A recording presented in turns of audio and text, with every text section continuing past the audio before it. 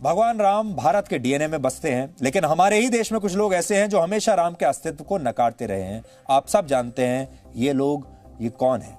इन लोगों का मानना है कि भगवान राम एक काल्पनिक चरित्र हैं और सच में भारत में कभी कोई मर्यादा पुरुषोत्तम राम हुए ही नहीं।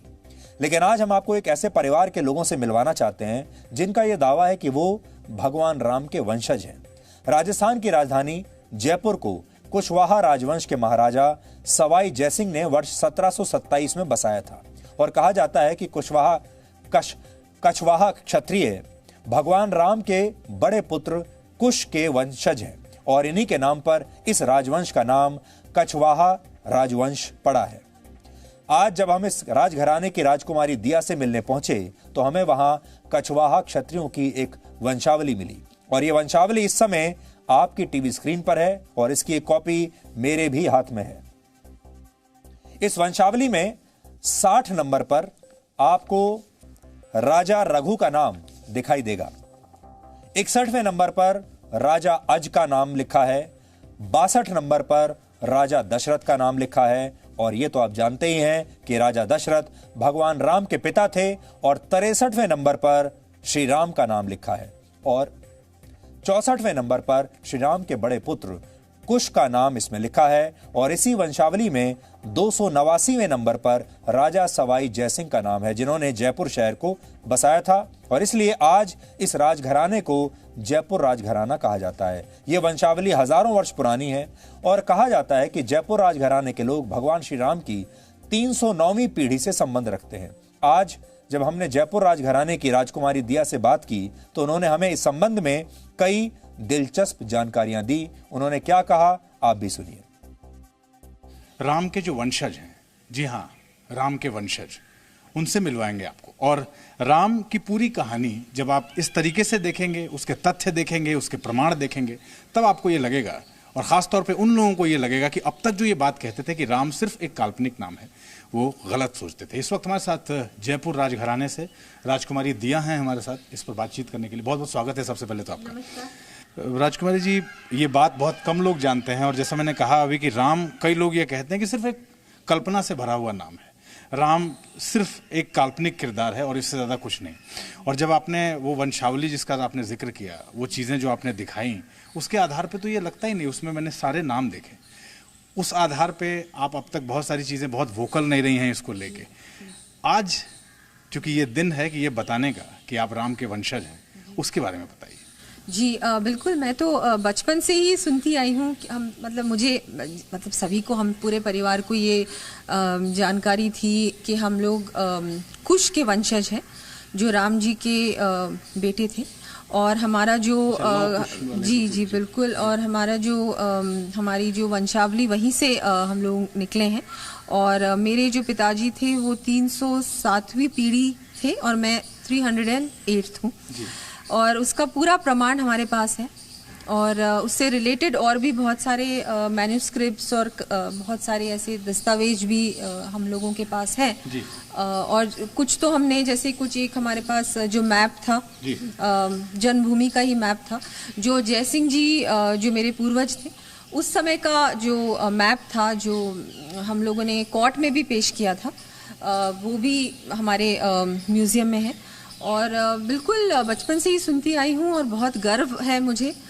ये था कि मतलब इससे पहले कभी मुझे ज़रूरत नहीं समझी कि मुझे ये बोलने की आवश्यकता है कि मैं राम जी की ही, हम लोग वंश से हमारा जो डिसेंट हम लोग लेते हैं और ना केवल मैं, पूरे विश्व में बहुत सारे ऐसे हैं जो राम जी के वंशज हैं और हम सभी को इस बात पे बहुत ही गर्व है। एक अहम सवाल, जब आप ये बात कहती हैं राजकुमारी जी, तो इसमें बहुत सारे लोग ये भी सवाल करते हैं कि ऐसे कौन से प्रमाण हैं आपके पास जिन प्रमाणों के आधार पे आपका परिवार, ये राजघराना ये बात कहता है, उन प्रमाणों के बारे में अगर आप बताएं। अभी मैंने आपको जैसे बताया कि पूरी जो वंशावली है बहुत पहले की, वो पूरे कौन से महाराजा थे, फिर उसके बाद कौन थे, उसके बाद कौन थे, वो कहाँ से आए, वो कहाँ से आए, क्योंकि हम लोग भी जयपुर बसा, उससे पहले आमेर था और उससे पहले हम दौसा पूरा क्षेत्र था, उससे पहले हम लोग नरवर से आए थे जो मध्य प्रदेश में, और उससे पहले का भी, तो बहुत पुराना ये जो पता नहीं कितने हजारों सालों पुराना जो पूरी वंशावली है उसमें सब कुछ है। कपड़े पे मुझे बताया गया कि 7 फीट का एक पूरा मैप है। जय सिंह जी का जो कनेक्ट था अयोध्या से, कैसे उन्होंने अयोध्या को डेवलप किया, अयोध्या का पूरा मैप उनके पास उस वक्त था और उसका जो डेवलपमेंट प्लान था उसको लेके भी बहुत सारे प्रमाण मिलते हैं और जो आपके पास भी एक प्रमाण है। जी बिल्कुल, ये 17th सेंचुरी 18th सेंचुरी का जो मैप है, इसमें क्या है कि जयसिंहपुरा इसको कहते थे और जयसिंह जी ने इसको पूरी तरह से अपने उसमें ले लिया था, क्योंकि वो ऐसा समय था जब औरंगजेब बहुत सारे हमारे जो तीर्थ स्थान हैं और मंदिर हैं और हमारी जो मूर्तियां हैं उनको डिस्ट्रॉय कर रहे थे, डिस्ट्रक्शन चल रहा था। तो उस समय जयसिंह जी ने इस एरिया को भी, ये जो राम जन्मभूमि का स्थान था, और भी बहुत सारे दूसरे मंदिर, मथुरा में भी, बनारस में, उज्जैन में और भी बहुत सारी जगहों पे, अयोध्या के अलावा उन्होंने ये सभी जगहों पे अपने उसमें ले लिया था कि भाई इनको हमको सुरक्षित रखना है। इतने सारे भारतवासियों का ही नहीं, पूरे विश्व में जितने भारतीय हैं, जितने इंडियंस हैं, उनका ये सपना था और ये पूरा होने जा रहा है। तो बहुत ही ज़्यादा गर्व का पल है ये, ऐसा क्षण है ये जिसको हम लोग सब बहुत ही इंतजार कर रहे थे कि कब ये होगा। तो ये होने जा रहा है, बहुत ऐतिहासिक समय है। भगवान राम न सिर्फ पूरे भारत को एक सूत्र में पिरोते हैं, बल्कि वो एक ऐसी कड़ी हैं जिसने हजारों वर्षों से अलग अलग संस्कृतियों वाले भारत को एक साथ जोड़ कर रखा है। उत्तर भारत में उन्हें राम के नाम से पुकारा जाता है, तो दक्षिण में उन्हें रामा, रामाडू और रामार भी कहते हैं। मध्य प्रदेश और महाराष्ट्र में उन्हें कई बार रघुनाथ कहकर पुकारा जाता है। लेकिन श्री राम में आखिर ऐसा क्या है जो उन्हें पूरे भारत का प्रिय बनाता है? इसका जवाब यह है कि श्री राम एक ऐसे व्यक्ति की कहानी है जो चमत्कारों के दम पर नहीं, बल्कि गुणों के दम पर भगवान कहलाए, मर्यादा पुरुषोत्तम कहलाए। विष्णु पुराण के अनुसार भगवान उसे कहते हैं जिसे सृजन का भी ज्ञान होता है और जो विनाश को भी समझता है, जो ये जानता है कि दुनिया में सब कुछ अस्थायी है और जो विवेक और अविवेक के अंतर को पहचानता है। अगर आप ध्यान से देखेंगे तो श्री राम के जीवन में इन्हीं गुणों के दर्शन आपको मिलते हैं। श्री राम को भगवान विष्णु का अवतार कहा जाता है, लेकिन पृथ्वी पर उनका जीवन किसी साधारण मनुष्य जैसा ही था। लेकिन जिन बातों ने उन्हें अलग बनाया वो था उनके जीवन जीने का तरीका। और इसके लिए आपको हिंदू होने की जरूरत नहीं, आपको मुसलमान होने की जरूरत नहीं, आपको ईसाई या सिख होने की जरूरत नहीं। आप किसी भी धर्म में रहते हुए इन चीजों का पालन कर सकते हैं, प्रेरणा ले सकते हैं, एक अच्छा इंसान बन सकते हैं, मर्यादा पुरुषोत्तम बन सकते हैं। उदाहरण के लिए उन्होंने राम राज्य की स्थापना की, लेकिन उनके खुद के जीवन का एक बहुत बड़ा हिस्सा जंगलों में ही बीत गया और उन्हें अपनी पत्नी सीता को रावण से छुड़ाने के लिए भी भयंकर युद्ध लड़ना पड़ा। यानी राम ने सृजन को भी समझा और वो बुराई का संहार करने से भी चूके नहीं। इसी तरह उनके जीवन में राजपाट था, सारी सुख सुविधाएं थीं, लेकिन वो इसके मोह में पड़े नहीं और अपने पिता को दिया वचन निभाने के लिए उन्होंने वनवास खुशी खुशी स्वीकार कर लिया, क्योंकि राम जानते थे ये सारी सुख सुविधाएं अस्थायी हैं। रिश्तों और पुत्र धर्म के सामने इनका कोई मूल्य नहीं है। इसी तरह उन्होंने हमेशा विवेक से काम लिया। पत्नी का अपहरण होने के बाद भी उन्होंने अपना धैर्य खोया नहीं। उन्होंने युद्ध लड़ा और सीता को वापस लाए, लेकिन फिर उनका भी परित्याग किया। और एक समय तो ऐसा आया जब अनजाने में वो अपने ही पुत्रों लव और कुश के साथ युद्ध लड़ने वाले थे। अब आप सोचिए, अगर किसी मनुष्य को अपने जीवन में इतनी सारी परेशानियां एक ही जीवन में झेलनी पड़ जाएं, तो क्या उसका धैर्य ऐसे ही बना रह सकता है? क्या वो मनुष्य इतना सब कुछ हो जाने के बाद भी मर्यादा से बंधा रह सकता है? इसका उत्तर है शायद नहीं। ये काम आसान नहीं है। लेकिन श्री राम ने इन्हीं गुणों को अपनाया और वो मर्यादा पुरुषोत्तम कहलाए, यानी एक ऐसा व्यक्ति जिसने कभी भी अपनी मर्यादा का उल्लंघन नहीं किया और एक सर्वोच्च व्यक्ति की तरह अपना जीवन जिया, और तब वो पुरुषों में उत्तम यानी पुरुषोत्तम कहलाए।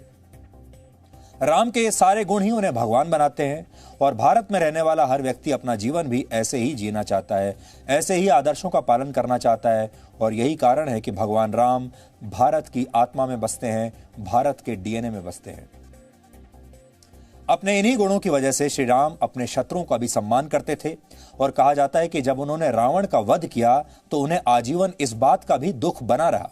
एक बार जब उनके भाई लक्ष्मण ने उनसे पूछा कि वो रावण जैसे बुरे व्यक्ति को मारकर इतने दुखी क्यों हैं, तो राम ने उत्तर दिया कि रावण में जो बुराइयां थीं उसकी वजह से मैंने उसका वध किया, लेकिन हमें यह नहीं भूलना चाहिए कि रावण शिव का परम भक्त था और एक बहुत अच्छा प्रशासक भी था, इसलिए उसे मारकर मैं कभी खुश नहीं हो सकता।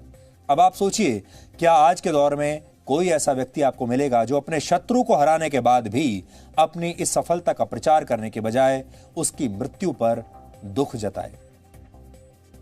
राम को भारत के इतिहास से अलग करना असंभव है, फिर भी कुछ लोगों ने राम को भारत के इतिहास से अलग साबित करने का पूरा प्रयास किया। इसमें सबसे बड़ी भूमिका बाहर से आए आक्रमणकारियों ने निभाई, जिन्होंने सबसे पहले राम मंदिर समेत देश के हजारों मंदिरों को तोड़ दिया।